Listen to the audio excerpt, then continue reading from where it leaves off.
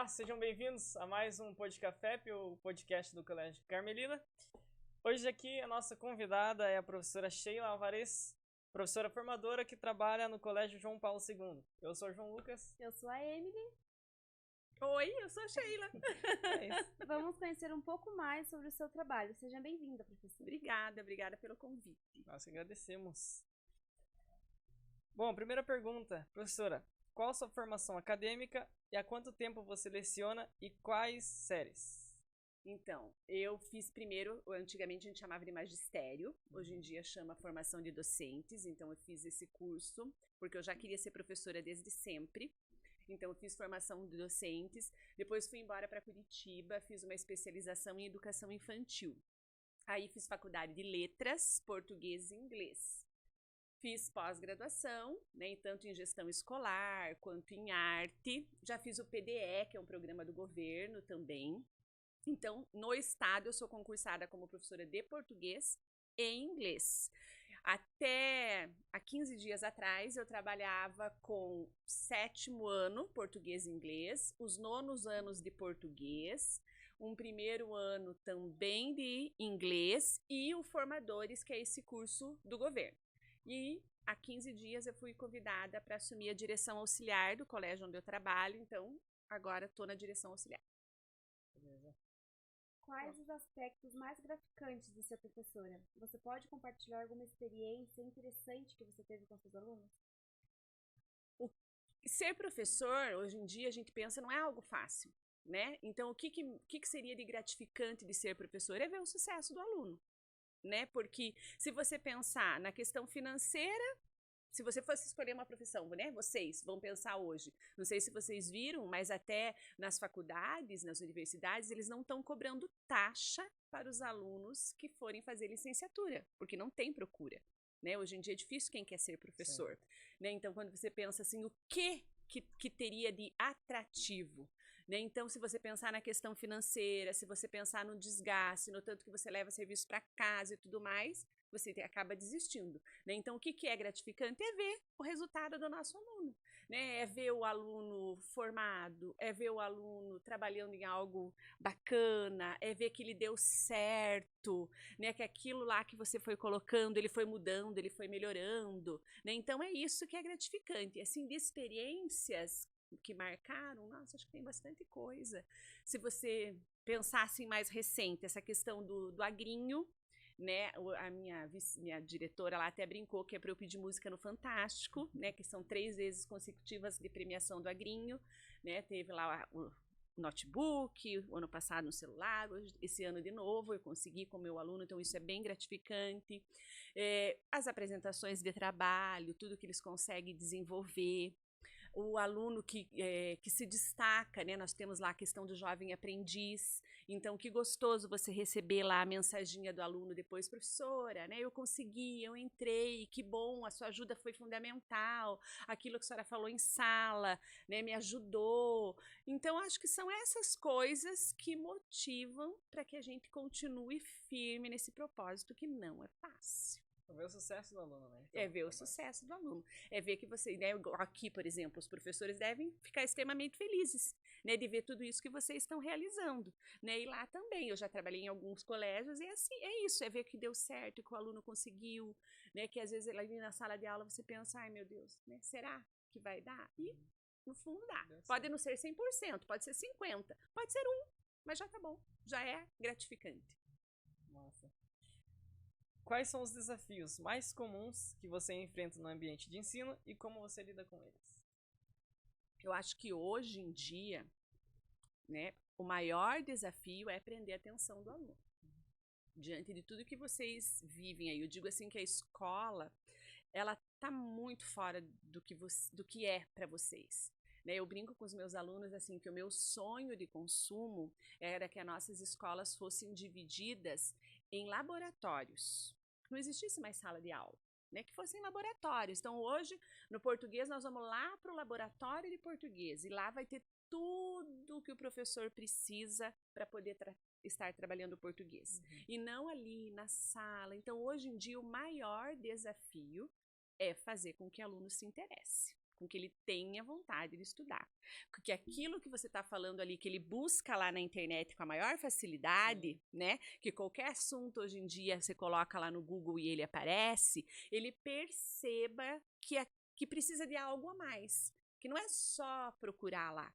Que você precisa realmente entender aquilo que você está procurando. Uma base, né? Então, é bem difícil hoje em dia. Acho que a maior dificuldade que nós estamos tendo é nesse sentido.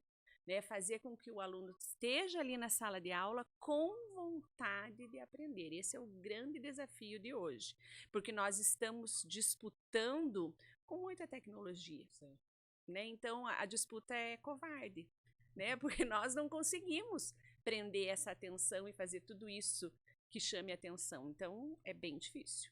Como que você lida com isso? Então, como que eu lido com isso? Eu gosto muito de coisa diferente.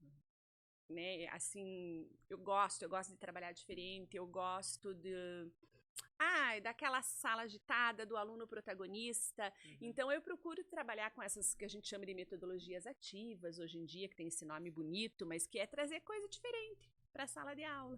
Eu gosto muito de trabalhar com jogos, com gamificação, então eu trago bastante essas coisas, procuro fazer as coisas diferente, fazer com que o aluno participe mais, fale, trabalhos em grupos que eles gostam. Então, nesse sentido que eu procuro, às vezes, um vídeo que estimule alguma coisa que a gente está conversando, que, né, alguma matéria. Acho que em alguns momentos eu consigo, nem em todos, mas em alguns eu consigo Mas um pouquinho a participação do aluno, então, fazer com que eles participem e com isso trazendo alguma coisa diferente, porque você ali na frente falando, ou, né, hoje em dia tem a televisão, mas se você ficar na televisão a mesma coisa que é no quadro, não adianta nada, né? Fica na mesmice. Então procurar fazer algo diferente, às vezes dá certo. Top. Como que você lida com a diversidade na sala de aula, incluindo alunos com diferentes estilos de aprendizagem e origens culturais? Outro grande problema, né? Nós temos salas numerosas, não sei como que é aqui, mas, né, em torno, às vezes, de 30 alunos, 35 numa sala, imagina. Cada um é de um jeitinho, né? Um é diferente do outro.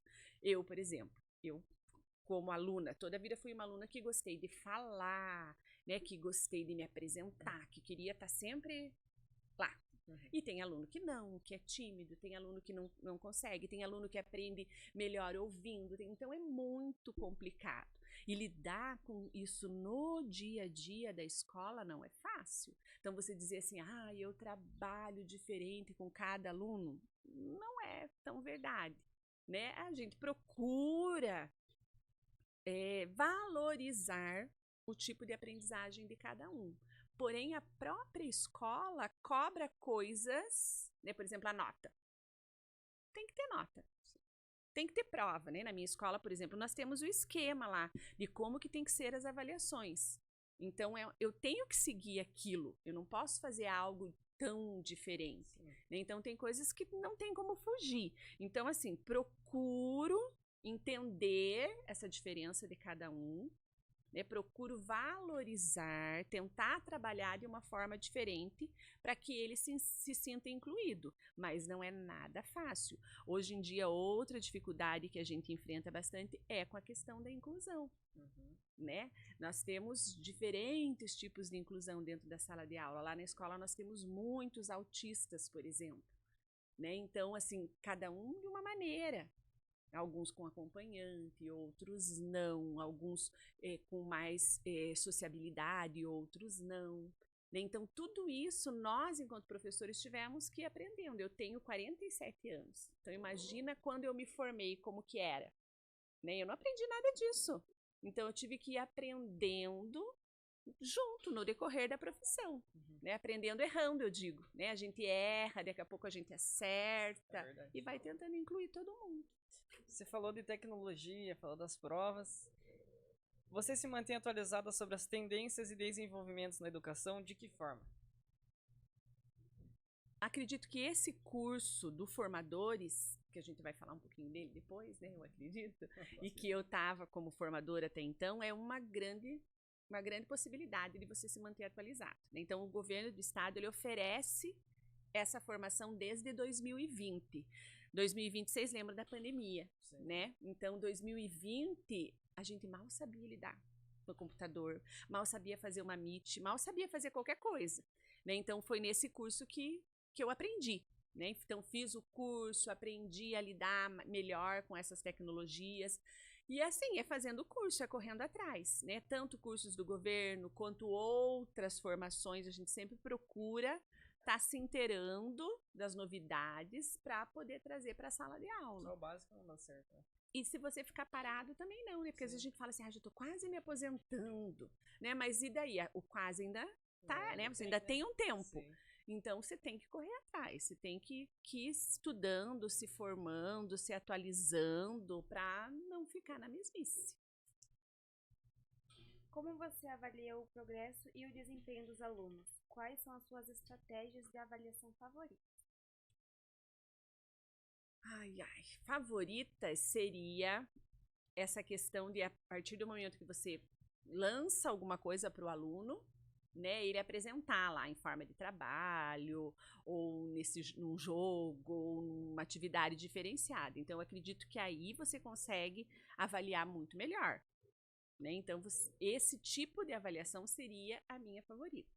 Porém, como eu já comentei, né, diante do sistema e tudo mais, a gente trabalha com as provas formais, né, com a prova lá de marca X, de responder. Eu, como professora de português, geralmente coloco alguma coisa que o aluno tem que escrever um pouco mais, para ver se ele conseguiu realmente entender como que ele está escrevendo, né? Dentro do português tem as redações, né? Então isso também a gente está sempre cobrando. Né, dentro do inglês a questão da plataforma, mas se fosse pensar em favorita, eu gostaria que o sistema de avaliação fosse diferente, né, que não fosse cobrado tanto essa questão de nota e que fosse visto o dia a dia da sala de aula, o que o aluno produziu, né, o que o aluno fez no dia a dia, o trabalho que ele apresentou, a estratégia que ele usou. Seria muito mais interessante, muito mais bacana, mas acho que a gente ainda não está preparado para isso, né? Os pais ainda cobram um boletim, né? O professor que trabalha desse jeito muitas vezes vai falar assim, nossa, não dá nada, esse professor não faz nada, não tem nada no caderno do meu filho. Nossa, mas da onde saiu essa nota? Por isso que é bem interessante trabalhar com o que a gente chama de rubricas. Já ouviram falar? Já trabalharam alguma vez assim? Eu acho que não. Então, por exemplo, assim, vamos supor que vocês vão apresentar um trabalho. Eu, como professora, trago para vocês o que a gente chama de uma rubrica. Então, o que eu vou trazer? Eu vou trazer para vocês os tópicos de tudo aquilo que eu vou avaliar em vocês. Né? Então, por exemplo, postura, tom de voz, a qualidade do material, o conteúdo, e daí vou dando notas. Por exemplo, se foi bom, 10, mais ou menos 8 e assim por diante. E daí no final a gente senta numa grande roda assim, e daí todo mundo opina. Por exemplo, eu vou dizer lá, o trabalho do grupo tal, para mim valeu 8 porque faltou isso, isso, isso. Vocês concordam?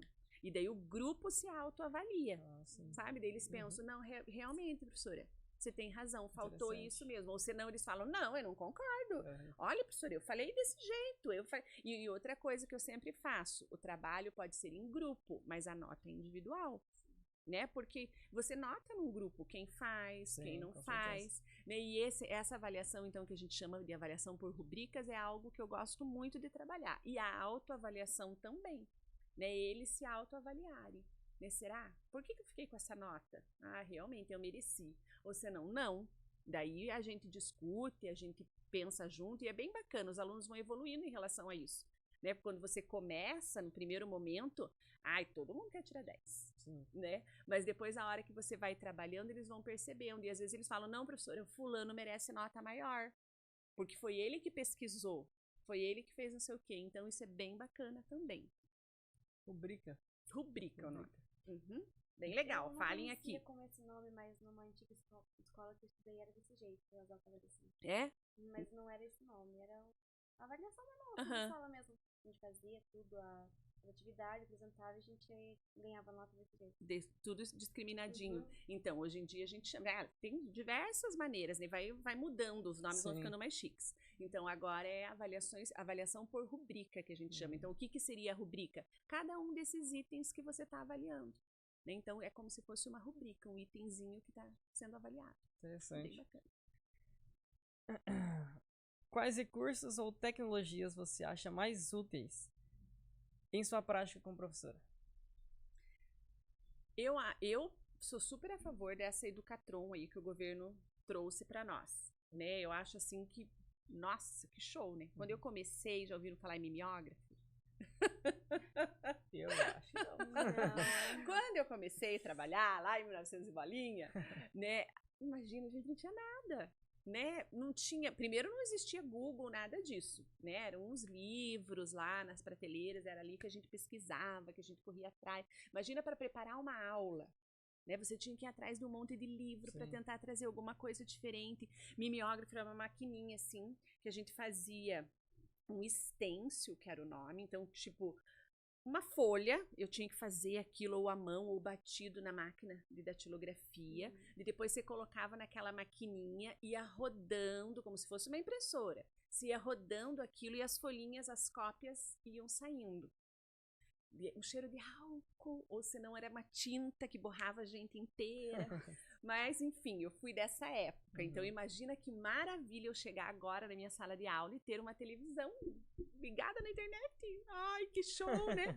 Porque eu acho que é isso, a internet tem que estar lá na escola, né? Sim. Lá na nossa escola a gente tem também a questão do aluno poder levar o celular para trabalhos pedagógicos, então é muito bacana. Então, hoje eu acho assim que nós estamos com uma tecnologia muito boa dentro da sala, muito inovadora. E você veja bem, ela tem acesso a tudo. Então, por exemplo, estou trabalhando lá um poema com meu aluno. Na hora eu já ponho aquele poema lá no YouTube, já tem alguém declamando, ou aquilo é uma música, você já põe a música, ou eles fazem uma pergunta, às vezes, que até você fica pensando, nossa, você já pesquisa ali na hora, ai, vamos ver o que é isso, né? Vamos mostrar então, vamos ver onde que tá. Então, é maravilhoso. Eu acredito que esse investimento foi muito bacana por parte do governo, mas é o que eu falei antes, você tem que saber usar, senão ela vira um quadro de giz. Sim, né? Você vai pôr o slide lá e vai falar para o aluno, copie. Virou quadro. Quer dizer, a única diferença é que o professor não está precisando passar no quadro. Está cansando menos. Mas eu não concordo que ela seja para esse objetivo. Né? Tem que ser para essa pesquisa, para você trazer uma coisa. Antes, para você levar um som, por exemplo, para a sala, era o radinho, né? Você tinha que levar o rádio, era complicado. Se quisesse passar um filme, né? Um trecho de alguma coisa, você tinha que ter o data show, você tinha que baixar num pendrive. Agora não, você clica lá na hora, aparece lá na TV, pendrive, todo mundo... CD. Nem existe mais, eu acho. Né? Então, assim, eu acredito que nós estamos com uma tecnologia muito boa e essencial para o professor poder trabalhar. O que talvez esteja faltando é ainda o professor saber usar isso a seu favor. E daí vem as formações. Né? Porque se você não tiver uma formação que te oriente, que te dê ideia, você não sabe trabalhar. É verdade. Então você é a favor em certos pontos da tecnologia, não é em todos, né? Eu acho assim, que ela não substitui. Sim. Né? No nosso caso, então tá bom, então não precisa mais do professor. Né? Porque eu vou lá, eu vou pesquisar no Google, eu vou saber lá toda a matéria no Google, ou eu vou assistir um vídeo de alguém. Eu não acredito que substitua o professor. Né? Por mais que você assista um vídeo, que você pesquise, o professor ali te explicando junto com você é completamente diferente. Então, ela é um auxílio. Ela veio para ajudar, assim como um livro didático. Né? Hoje, quer dizer, você tem mais uma ferramenta. E também não penso daquela maneira, então agora, pronto. Deixa tudo de lado e eu vou usar só isso daqui. Só vai dar certo a aula que o aluno está mexendo no celular. Não. Aquela aula, às vezes, que você passou no quadro, pode ser tão boa quanto. Ou ela é necessária em alguns momentos, né? Isso aqui vocês precisam copiar. É necessário ter. Então, é algo a mais que veio complementar e que a gente precisa saber utilizar. Se não souber, não tem como ajudar, né? Não tem como ajudar. Atrapalha daí, né? Daí fica aquilo, porque o meu aluno só quer mexer no celular. Porque ele só quer saber da internet e eu não consigo dar aula. Então, você tem que saber trazer isso a teu favor e ir mesclando com tudo que a gente já tem de muito tempo e que tudo vai fazer essa tal de formação integral que a gente quer do nosso aluno. Sim. E sobre o uso das plataformas, não sei se você lida com plataforma, e o que você acha sobre as plataformas? Tenho algumas críticas em relação a elas. Então, nós temos, no meu caso, né, de português, tem aquela Leia Paraná, e tem a Redação Paraná. Então, do Leia Paraná, eu particularmente, Sheila, gosto do livro físico. Mas eu sou antiga, né? Então, pode ser que tem aluno que prefere ali. O trabalho que eu fazia com os meus alunos antes da plataforma, para mim era muito mais bacana. Né? A gente ia na biblioteca, a gente tinha o momento da leitura na biblioteca, a gente fazia aquela leitura coletiva. Agora eu estou conseguindo entender a plataforma um pouco melhor, estou conseguindo arrumar estratégias para trabalhar com a plataforma. Eu tive um pouco de dificuldade no começo para entender essa plataforma de leitura, né? Mas, lógico que ela veio para agregar. Né? A gente tem lugares que a biblioteca não tem livros atuais, que não tem livro legal, então quer dizer que você está com tudo ali na tua mão, né? O aluno que gosta de ler pode ler na casa, pode ler a qualquer momento, qualquer tipo de livro, né? Ele tem um acervo bacana, só que eu acho assim que não poderia ter essa obrigatoriedade que eles colocam, né? Então, por exemplo, tem que ter lá um percentual de leitura por semana, que é cobrado de nós professores, né? Por que você não tá lá no verde, que eles chamam? Professor, você tá no amarelo, né? Tá no amarelo por quê? Porque não deu certo aquela semana, porque não foi possível, porque ainda... Enfim, acho que essa cobrança é complicada. A de redação, eu acho assim que ela ajudaria muito se a gente tivesse como corrigir a redação e vocês fossem enxergando a correção. Deixa eu ver se você consegue me entender. Por exemplo, você fez um texto. Aí aquele parágrafo, aquela frase do texto, não está de acordo. Eu queria poder grifar aquilo ali e escrever lá para você, por exemplo, olha, tal coisa não está concordando, aqui não dá para entender, você precisa melhorar essa parte, que é o que eu faço no papel. Então, o que a plataforma de redação virou para mim, na verdade? Só passar a redação pronta. Porque eu faço tudo isso no papel com o meu aluno. Você me traz a tua redação, eu vou lendo com você. Leia essa frase para mim. Daí o aluno lê. Eu falei, o que você entendeu? Porque eu não entendi nada. Você tá vendo que não tá ligando uma palavra na outra? Que isso aqui não tá certo? Então, a gente corrige tudo no papel e ele vai lá e passa na plataforma. Então, quer dizer, a plataforma não tá me ajudando. Então, eu queria poder... Eu já dei essa sugestão, mas eles disseram que ainda não tem como. Vocês aí, os expertos na tecnologia, arrumem isso que vai bombar. Né? Fazer com que a gente pudesse corrigir a redação ali e ir marcando para o aluno. Igual é no... Como é que é o nome do negócio? Google Documentos? Já viram no Google Documentos que você pode assinalar e fazer um comentário? Você marca e ele faz o comentário do lado. E a pessoa recebe lá o documento e vai lendo aquele documento, e aqueles comentários e vai arrumando. Era assim que eu queria que fosse. Daí ela iria servir. A de inglês, que eu também trabalho, que é o curso lá de inglês, eu acho que ele é muito voltado para escritório. É verdade. É um curso muito voltado para a linguagem de escritório. E não é a linguagem para vocês. Né? O curso é bacana, né? Ajudou muito, trabalha realmente a questão de listening, speaking e tal, que era algo que a gente tinha mais dificuldade. Mas não tem a ver. Tinha que ser mais ou escola, ou viagem, ou coisas que chamassem mais a atenção de vocês, né? Então, assim, são legais. Não poderia ter a cobrança que tem. A gente poderia trabalhar de acordo com aquilo que o professor entende que é melhor e precisava de algumas adequações. Como que você vê o papel da tecnologia na educação da escola? Então, isso que eu falei, eu acho que nós não podemos fugir da tecnologia. Ela está aí e ela tem que estar dentro da escola. Ela tem que estar inserida. Olha isso aqui que bacana. Né? Olha quanta coisa vocês estão aprendendo, né? Fazendo isso aqui. Então, ela faz parte, nós não podemos, agora está aqui dentro da escola, guarda o celular na caixinha e vamos para o livro, copiar as coisas do livro. Ela é essencial, só que tem que saber usar, tanto o professor quanto o aluno, porque o que acontece? Vamos supor que fosse liberado o celular, não sei como é que é aqui, lá na minha escola tem a caixinha, né? Chega no primeiro horário, põe o celular na caixinha e só se o professor permitir que vai pegar o celular. Aqui também é assim. E daí você pega o celular e faz o quê? Corre, vê as mensagens. Então, o aluno também precisava ter essa noção que não é fácil. Ele poderia ficar com o celular o tempo todo. Desde que ele soubesse o momento de usar. Né? Então, quer dizer, na hora do intervalo, podia estar todo mundo com o celular. tirando foto, jogando, sei lá, o que vocês gostam de fazer. Na hora da aula, você só usaria no momento que o professor pedisse, realmente com aquela função. Né? Então, a tecnologia, ela veio para agregar, para melhorar. Só que a gente ainda não está sabendo lidar com ela. Nem aluno e nem professor. Na verdade, ela não... é que muitos professores substituem ela, né? E é só para auxílio. Então, meio que substitui o professor automaticamente, né? Daí fica uma bagunça na sala. Isso, largar também tudo à vontade, né? É, exatamente. Ou se, por exemplo, eu coloco lá um vídeo, alguma coisa, e deixo. Não faço um comentário, né? Não paro aquele vídeo para conversar. Tem tudo isso. Então, todo mundo precisa, apesar dela já estar há um bom tempo, mas nós ainda precisamos aprender a usar isso a favor da educação. Nós ainda não aprendemos.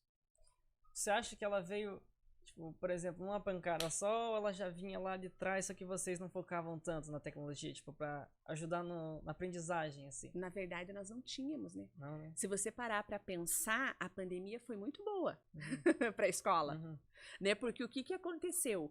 Quando veio a pandemia, a maioria dos professores nem sabiam o que era um drive, nem e-mail não lidavam direito. Então, a pandemia veio e falou, ó, e agora? Agora você tem isso aqui para trabalhar com o teu aluno, se vira. Né? Google Class, quem sabia o que era? Né? Então, e a partir dali, o governo também começou a investir, né, em internet, em todas essas coisas aradas, para daí a tecnologia poder vir mais para a escola. Então, até então, podia até ter uma escola ou outra tinha uma coisa, mas não era geral, né? Tanto é que se você parar para pensar que teve escola que demorou tanto tempo para poder fazer uma Meet, para poder fazer alguma coisa, porque não tinha noção nenhuma, não tinha condições. E isso não é só a escola pública, né? Particular também. Né? Então, assim, nós, na verdade, acho que nem pensava em trazer a tecnologia para a escola. Eu não consigo me lembrar, assim, antes de 2020, de você pensar nisso. Porque por mim também não pensava nisso, eu acho. Né? A gente sabia, tava ali, a gente mexia, a gente pesquisava, mas não conseguia encaixar isso no dia a dia da sala de aula, né? E a partir dali você percebeu, nossa, que bacana, como dá para trazer, como é legal. Só que daí tá nessa guerra, né? Porque daí a gente acha que o aluno só quer saber disso, a gente não sabe trabalhar direito, então ainda tá uma aprendizagem. Quem sabe, mais tarde, melhore. Sim, com né? certeza. Tomara que melhore. Tomara. E que tenha mais tecnologia, né? Por exemplo, tudo isso aqui, né, que vocês comentaram, né, o quanto que foi difícil, que a escola conseguiu com recursos próprios. Toda escola podia ter, já pensou que bacana? É verdade. Né? Toda escola ter algo assim, ter o investimento do equipamento, de tudo isso. Então, são coisas que precisam ir melhorando. Tem lugares, tem pessoas que, tipo, tem dom pra isso, né? E não investem ou não fazem essas coisas, né? Daí não nem tem como valoriza, descobrir. né? Exatamente. Nem valoriza, né, esse tipo de coisa. E pensa assim, ai, pra quê? É. O que isso tá agregando no conhecimento deles? E olha o quanto que tá agregando pra vocês. Igual o João, por exemplo. O João, se não fosse ele, nós não tava aqui. Aí, João, O João é o cara do som, né? E não é, ó, cada um na sua função, né? Como você comentou, ele é tímido. Mas se não tivesse ele na timidez fazendo aquilo ali, verdade. não teriam vocês aqui. É verdade, né? Com certeza. Fazer uma. É a última, né? Tem duas. Quer fazer? Vai fazer. Tá. Quais outras funções educacionais você já teve ao longo da sua carreira? Já passei por várias coisas. Bem legal. Minha carreira é muito boa. Só tenho assim, eu digo que eu tenho que agradecer muito a Deus todas as oportunidades que eu tive. Então vamos lá. Eu comecei no município, né? Como eu falei para vocês, eu sou professora por opção. Eu quis, era isso que eu queria. Né? Na minha época de estudante, quando eu estava na 7ª série, que agora de vocês seria o equivalente ao 8º ano, teve uma greve muito grande, de muito tempo dos professores. Eles ficaram um bimestre em greve e eu gostava muito de estudar. E foi bem na época que veio o Colégio Positivo para Arapoti, mas eu estudava no Rui Barbosa. E daí eu pedi para minha mãe, falei, viu, eu quero estudar lá no Positivo, me coloque lá. Daí fui pra lá, né, um bimestre a menos, eu tive que estudar aquele bimestre sozinha, enfim, para recuperar aquilo e fiquei lá. Quando chegou no primeiro ano do ensino médio, que eu tava lá ainda, falei, não é isso que eu quero fazer o tal do magistério. Daí fiz o magistério, fui embora, como eu falei, fiquei 1 ano em Curitiba, voltei, fiz o concurso da prefeitura. Na verdade, eu fiz o concurso da prefeitura ainda quando eu estava no magistério e fiquei em 10º lugar. E eu nem podia assumir porque eu não tinha formação. Então fui embora, voltei, o concurso ainda estava aberto, eu assumi o concurso da prefeitura. E daí comecei a trabalhar com alfabetização, que é outra coisa deliciosa, né? Que é você pegar aquele serzinho que não sabe nada e no final ele tá lendo, tá escrevendo, é a coisa mais gostosa do mundo. Logo, então eu me destaquei e tal, dentro da prefeitura, eu fui chamada para coordenar a educação infantil da prefeitura. Já deu horário? É que eu falo muito, deixa eu terminar essa parte. Não, pode continuar, tem mais uma pergunta aí. Eu fui chamada para coordenar a educação infantil da prefeitura, fiquei 1 ano. No outro ano, com 21 anos de idade, eu fui convidada para ser secretária municipal de educação aqui de Arapoti. Eu fui a secretária municipal de educação mais nova do Paraná. Caramba. Não tem ninguém que conseguiu bater meu recorde. Né? Massa. Com 21 anos, há quantos anos atrás, eu fui secretária municipal de educação, que é um cargo bem importante. Né? E hoje eu penso, meu Deus, como que eu aceitei isso? O que eu tinha na cabeça? Né? Porque eu era muito nova, eu estava começando a minha carreira. Tá. Em 2003, eu passei no concurso do Estado. Daí fui trabalhar primeiro no Cerrado, depois no Colégio Rui Barbosa. No decorrer do Estado, assumi uma função chamada documentação escolar, que nem existe mais, que seria como a representante do núcleo regional aqui em Arapoti. Então, eu fazia esse trabalho. Depois disso, eu fui para a chefia do núcleo de Venceslau Braz. Caramba. Então, eu fui chefe do núcleo por 4 anos, que foi algo assim muito bacana, que foi em 2011.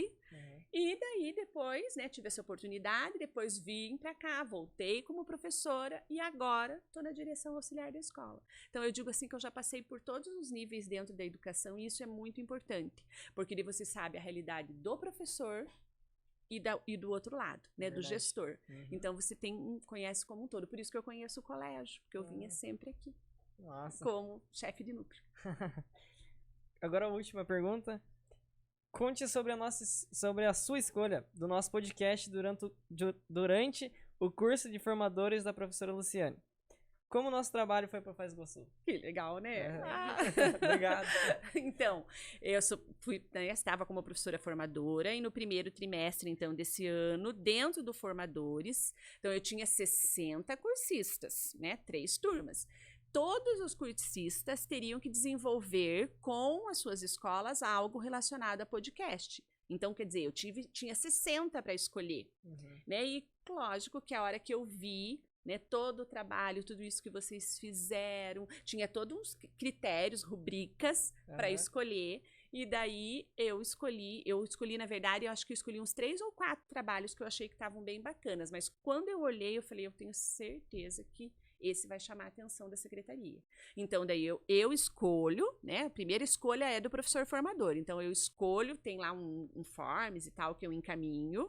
Daí, essa escolha vai para Curitiba, que daí é aquela que conversou com vocês antes, que é a Valéria, que faz mais essa seleção.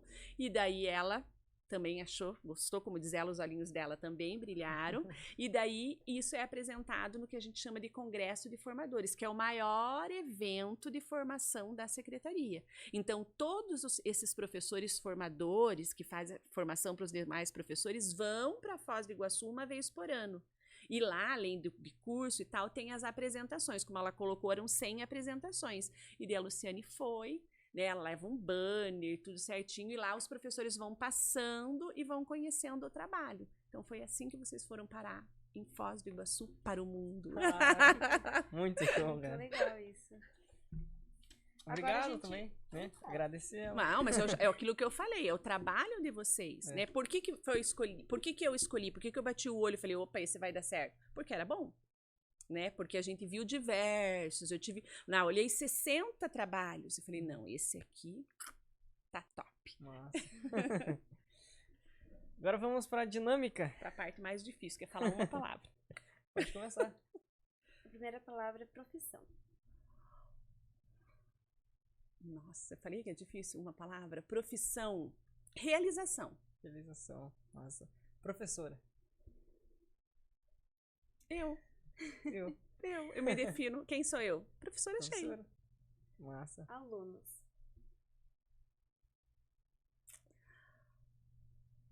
uma palavra não vai dar, vai ter que ser um pouquinho mais. É a razão da profissão. Né? Os alunos são a razão da minha profissão. É por isso que eu tô aqui, que eu sou professora. Educação. É tudo. Né? A pessoa que não tem essa oportunidade, que não passa por isso, que não tem uma educação, uma boa educação, vai ter bastante problemas na vida. Então é tudo. É verdade. Amigos. Poucos. Poucos. Família. Meu norte, minha função, né? Por eles também. Sim. Coisa mais importante de tudo. Colégio. Onde eu passo o maior tempo da minha vida. Então, é um lugar importante também. Aprendizagem. Sempre. Sempre. Toda hora. O tempo todo. Não pode parar. Verdade. Futuro. Felicidade. Mudar um pouco. Paz.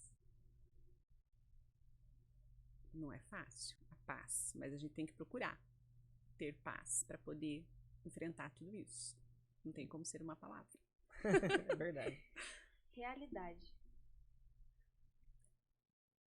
Enfrentar. Deus. É o meu centro também. Sim. É aquele que me conduz, é aquele que tá sempre na minha frente, que já me livrou de muita coisa e eu sou muito abençoada. Quando ele me fez, ele falou assim, essa menina, e eu sou muito grata a ele por isso. Certo. E sabedoria. Eu acho que a gente conquista. Conquista. A gente pode correr atrás para ter sabedoria. Beleza. Acho que é isso. E a última, podcast. Ai, eu amei! Ai, o que eu posso dizer de podcast? Primeira vez, eu amei, achei muito legal. E desejo, assim, muito sucesso para vocês. Obrigado por ter aceitado Continuem também. assim, muito show. Amei. Massa. E é isso, pessoal. Obrigado por assistirem mais um podcast. Sigam nossas redes sociais que vai estar aí no vídeo na descrição. E fiquem ligados para os próximos vídeos. Tamo junto. Obrigado. Obrigada, gente. Valeu, amei, gente. Foi muito legal.